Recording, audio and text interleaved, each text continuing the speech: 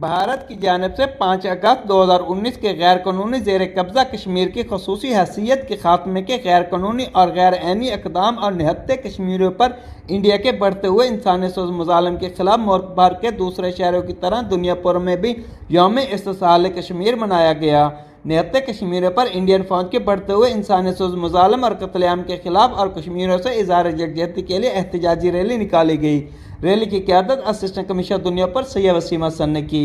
Rally में नायब तहसीलदार नदीम सियाल, DSP सर्कल दुनियापुर गुलाम दस्तगीर, SHO थाना सिटी दुनियापुर राव हामिद जवेद समेत टाइगर फोर्स के जवानों, मुख्तलिफ महकमों के मुलाजमीन और शहरियों ने कसीर तादाद में शिरकत की।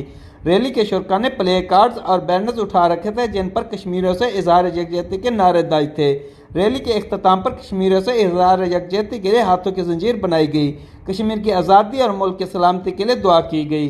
रैली के इख्तिताम पर यौम इस्तिसाल कश्मीर के हवाले से government elementary school number 1 Dunyapur में सेमिनार का भी इनकाद किया गया। सेमिनार का आगाज़ तिलावत कलाम पाक से किया गया। सेमिनार में स्टेट सेक्रेटरी के फ़रज़ सीनियर टीचर खालिद बशीर ने अदा किए।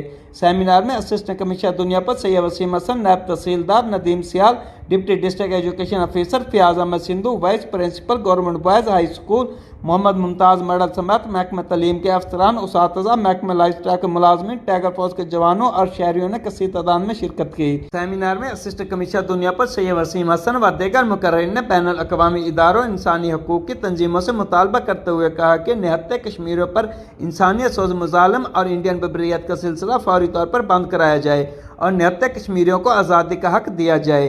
कैमरा टीम के साथ doctor Kazim Abbas Baloch, bureau chief, Raj news, lodhra.